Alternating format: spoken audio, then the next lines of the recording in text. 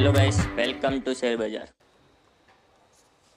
ये थी अभी तक का क्रम। और इस बीच अगर आप बाज़ार को देखें तो हर्षिता ने जब तक क्रम रखा स्क्रीन पे तब तक बात करते करते अनुज वो ऑलमोस्ट आपका HDFC बैंक जहाँ पे आप मार्क कर रहे थे वहाँ से ₹7 नीचे, और लीजिए 100 डे मार्क टेस्ट हो गया निफ्टी बैंक में दोबारा अनुज।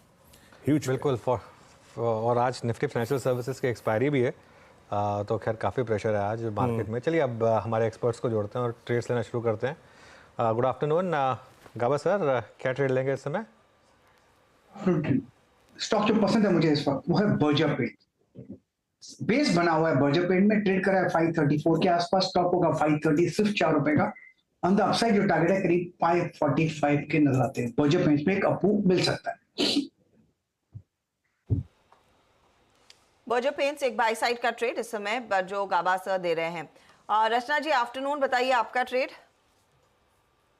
एंड मेरी तरफ से जो ट्रेड रहेगा that will be on the short side. हम सेल के फ्यूचर्स को शॉर्ट करेंगे एंड सेल के futures at this point in time 130 पे है, 132 पे हम इसका एसएल लगाएंगे। यहाँ पे 200 पीरियड को तोड़ के नीचे जाने की अटेम्प्ट चल रही है एंड इंटरडे चार्ट्स पे भी सिमिलर सिचुएशन है। इंपॉर्टेंट सपोर्ट्स को ब्रेक किया जा रहा है, तो डाउन साइड पे ये काउंटर 124 एंड 122 की तरफ जाता हुआ हमें दिख सकता है।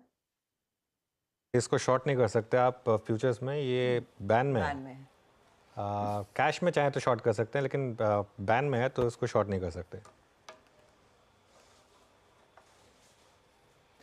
कोई और ट्रेड लेंगे या फिर इसको कैश? डेफिनेटली कोई और ट्रेड लेंगे हम and that will be L&T को भी शॉर्ट कर सकते हैं। एलएनटी फिलहाल 3556 पे है फ्यूचर्स। यहाँ पे अगर शॉर्ट करके 3575 पे एसएल लगाया तो डाउन साइड पे 3500 तक ये काउंटर जा सकता है इन अ डे और टू।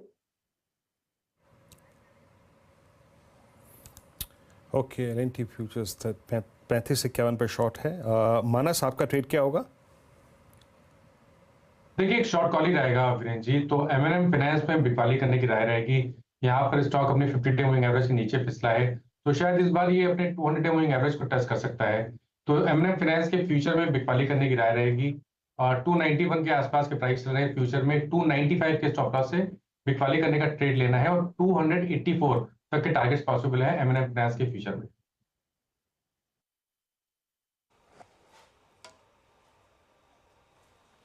ओके, एमएनएम फाइनेंस पर मानस की राय है। सोने, आपका ट्रेड क्या रहेगा, तेजी या मंदी की तरफ? Good afternoon everyone. यहाँ पे बाई की एक रेकमेंडेशन है मेरिको में। यहाँ करंट लेवल 652 फ्यूचर्स में बाई कर सकते हैं। स्टॉप लॉस यहाँ पे रहेगा 637। पहला टारगेट है 675, उसके ऊपर सस्टेन करता है तो 680 टू 85 के रेंज को भी एक बार टेस्ट कर सकता है। मेरिको में हम देख सकते हैं कि आज 50 EMA के सपोर्ट को पकड़ते हुए 1020 EMA हर्डल को क्रॉस कर रहा है और आज काफी अच्छे से फ्रेश लॉन्ग बिल्टअप पोजीशन 4% यहाँ पे ऐड हो रहे हैं। सो एक पॉजिटिव आउटलुक बन रहा है। 675 680 रेंज को एक बार टेस्ट कर सकता है। सपोर्ट भी काफी स्ट्रॉन्ग नजर आ रहा है 637। ओके, मीनवाइल बैंक निफ्टी में काफ़ी गिरावट अब बढ़ रही है। HDFC बैंक अब 3% नीचे। एक काम करते हैं, एक बार जरा मयूरेश को जोड़ते हैं। और मयूरेश, गुड आफ्टरनून, आपकी पिक लें। इससे पहले एक बार व्यू आपका मैं लेना चाहूँगा HDFC बैंक पर। क्या इस समय व्यू बन रहा है और आज की गिरावट को आप कैसे देख रहे हैं? नहीं, आई थिंक जैसे नंबर्स आए थे, नंबर्स डेफिनेटली सॉफ्ट थे और बाजार ये मान के चल रहा था कि जो अपडेट आया था और जो नंबर्स रिफ्लेक्ट हुए हैं इसमें थोड़ा समय लग सकता है। And the street probably believes कि सेकंड हाफ से शायद एक रिकवरी कोइंसाइड हो with the rate cut cycle as well globally and in the Indian context as well. तो अगर रेट कट का सिलसिला स्टार्ट हो जाता है तो जो निम्स और स्प्रेड्स में कॉम्प्रेशन देखने मिला था पिछले कई तिमाहियों से, there will be some respite on that.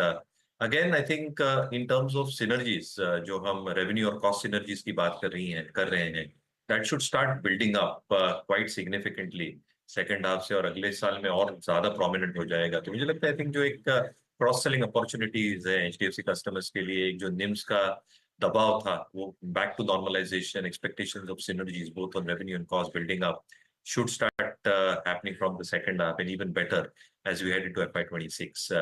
तो हम ऑप्टिमिस्टिक और पॉजिटिव रहेंगे। आई थिंक जिनके पास है बिल्कुल बने रहना चाहिए।